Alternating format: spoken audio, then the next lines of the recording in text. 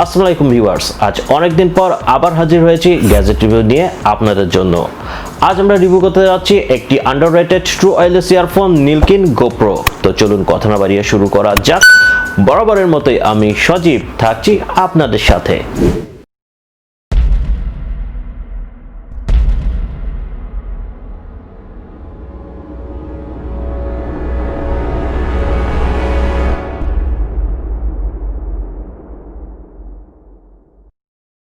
আমাদের আজকের স্পন্সর গ্যাজেটের জন্য খুলনা শপিং কমপ্লেক্সের ট্রাস্টেড শপ মোবিসিটি। তাদের সাথে যোগাযোগের বিস্তারিত তথ্য পেয়ে যাবেন নিচের ডিসক্রিপশন বক্সে। ইয়ারফোনটির আনবক্সিং ছিল মন ভালো করার মতো। বেশ প্রিমিয়াম প্যাকেজিং এর ভেতরে রয়েছে চার্জিং ডক সহ ইয়ারফোনটি ইটসেলফ, লার্জ, মিডিয়াম এবং স্মল সাইজের 3 জোড়া এক্সট্রা সিলিকন ইয়ারবাডস, একটি ট্রাভেল হ্যাঙ্গার, ইউজার ম্যানুয়াল। এবার চলে যাওয়া যাক আমাদের ভিডিওর নিয়মিত প্রথম স্লট, বিল্ড কোয়ালিটি প্রসঙ্গে। ইয়ারফোনটি আর্গোনমিক ইয়ারহুক ডিজাইনের হওয়ায় কানের ভেতরে খুব ভালোভাবে অ্যাডজাস্ট হয়ে যায়। টু বি অনেস্ট, এখনো পর্যন্ত আমার যতগুলি ট্রু ওয়্যারলেস ইয়ারফোন ব্যবহারের সুযোগ হয়েছে, এই ইয়ারফোনটি কানের ভেতরে সব থেকে বেশি কমফোর্টেবল ভাবে অ্যাডজাস্ট হয়েছে, যা খুব সহজে খুলে পড়ে যাওয়ার কোনো সম্ভাবনা নেই।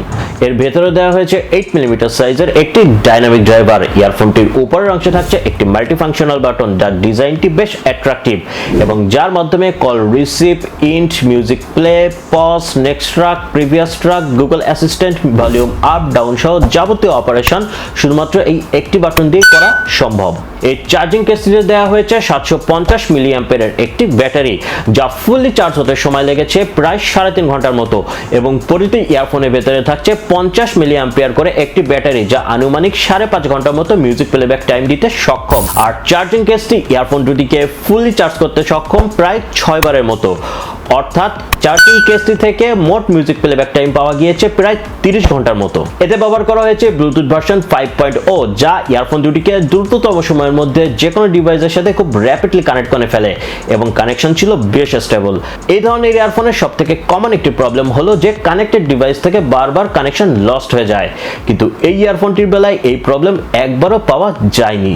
এছাড়াও এই ইয়ারফোনে ব্যবহার করা হয়েছে ডুয়াল কানেকশন টেকনোলজি, যার মাধ্যমে ইয়ারফোন দুটিকে আলাদাভাবে সাইমালটেনিয়াসলি দুটি ভিন্ন ফলে কানেক্ট করে ব্যবহার করা সম্ভব।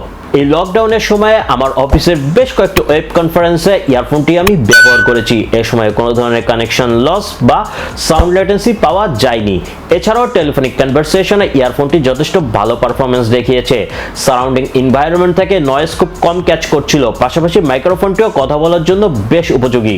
কিন্তু গেমিং এ ইয়ারফোনটি বেশ ভালো ধরনের সাউন্ড ল্যাটেন্সি শো করেছে, যা ইয়ারফোনটিকে গেমিং এর জন্য একেবারেই অনুপযুক্ত করে দেয়। নিলকিন গো প্রোতে IPX5 এর সার্টিফিকেশন থাকায় এটা সুইট প্রুফ, তাই ডেইলি ওয়ার্কআউটে ইয়ারফোনটি নিশ্চিন্তে ব্যবহার করা যাবে।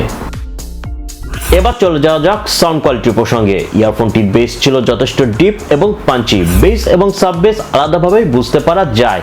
মিডের উপস্থিতিও ছিল বেশ ভালো। মিউজিক্যাল ইনস্ট্রুমেন্টগুলির সেপারেশন আলাদাভাবে ফিল হচ্ছিল। ভোকাল যথেষ্ট লাউড এবং ক্লিয়ার, কোথাও কোনো ডিস্টরশন খুঁজে পাওয়া যায়নি। তবে আরও কিছুটা শার্প হলে আরও বেশি ভালো লাগতো। সবথেকে ভালো লেগেছে ইয়ারফোনটির ওয়েল ব্যালেন্সড ট্রিবেল। অযাচিত ট্রিবল বিরক্তির কারণ তৈরি করেনি। ঠিকঠাক ট্রিবল মিউজিক লিসেনিং এক্সপিরিয়েন্সকে করে তুলেছে আরো বেশি উপভোগ্য।